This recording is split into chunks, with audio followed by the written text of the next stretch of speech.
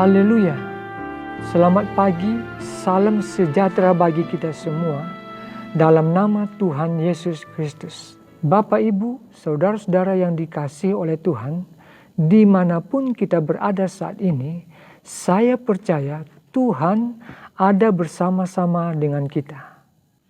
Jadi, pada kesempatan yang berbahagia ini, saya mengajak kita bersama-sama merenungkan firman Tuhan, sebab saya percaya Tuhan pasti memberkati saudara. Firman Tuhan pada pagi hari ini saya beri judul waspada terhadap tipu muslihat dan jebakan iblis.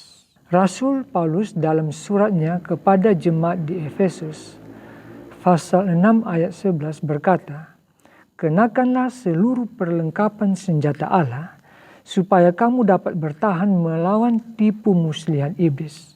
Sebab hanya dengan perlengkapan senjata Allah saja, yaitu firman Allah dan kuasa Roh Kudus, kita dapat bertahan dan bahkan dapat mengalahkan tipu muslihat iblis.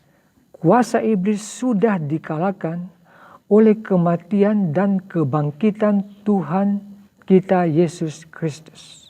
Rasul Paulus dalam suratnya kepada jemaat di Korintus, yaitu di dalam 1 Korintus pasal 15 ayat 26 berkata, "Musuh yang terakhir yang dibinasakan ialah maut."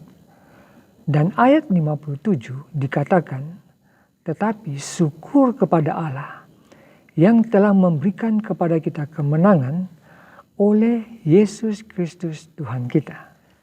Bapak, Ibu, saudara-saudara yang dikasihi di dalam Tuhan Yesus, kita tidak perlu takut lagi, tetapi kita harus tetap waspada terhadap tipu muslihat iblis, musuh kita. Selanjutnya, kita juga harus waspada terhadap jebakan iblis. Dalam surat Paulus kepada jemaat di Korintus, yaitu di dalam 2 Korintus pasal 11 ayat 14 dikatakan, "Hal itu tidak usah mengherankan, sebab iblis pun menyamar sebagai malaikat terang." Jadi, dengan cara menyamar, iblis mau menipu dan membinasakan kita yang sudah percaya kepada Tuhan. Di dalam Injil Yohanes 10 ayat 10, Yesus berkata, "Pencuri datang hanya untuk mencuri dan membunuh dan membinasakan. Aku datang supaya mereka mempunyai hidup dan mempunyainya dalam segala kelimpahan."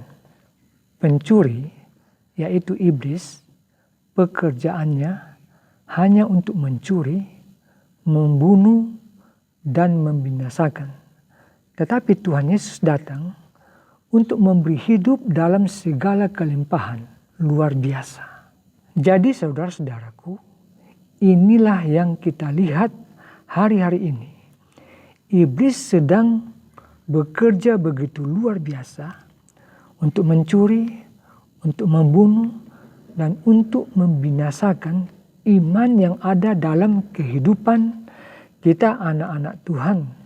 Melalui apa yang sedang terjadi hari-hari ini, yaitu virus corona yang mewabah di seluruh dunia, iblis sedang menebarkan teror, kekhawatiran, ketakutan, kecemasan dalam kehidupan manusia.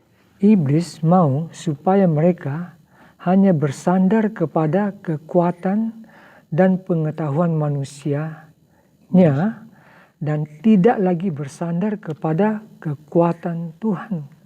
Tetapi seperti apa yang dikatakan firman Tuhan dalam kitab Yeremia pasal 17, "Terkutuklah orang yang mengandalkan manusia, tetapi diberkati orang-orang yang mengandalkan Tuhan."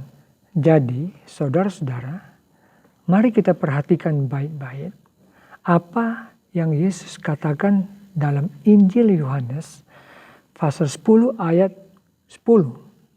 "Aku datang supaya mereka mempunyai hidup dalam segala kelimpahan.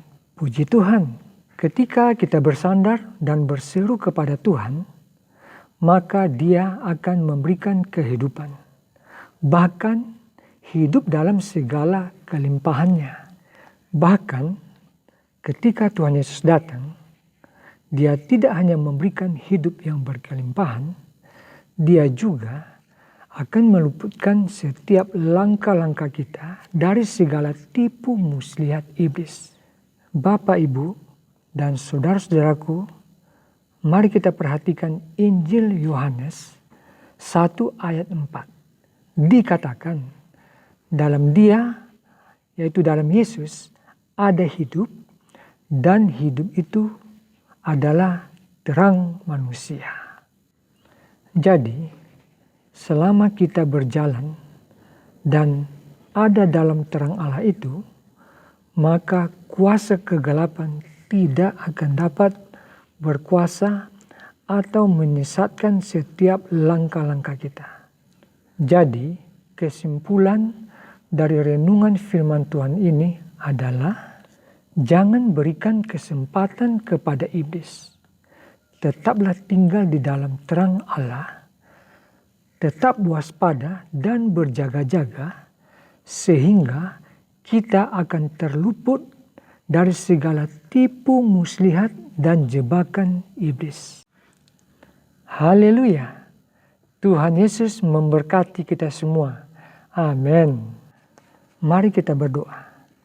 Bapa, dalam nama Tuhan Yesus Kristus, kami sangat bersyukur sebab firman-Mu sangat berkuasa untuk menolong dan meluputkan kami dan melepaskan kami dari setiap tipu muslihat dan jebakan iblis.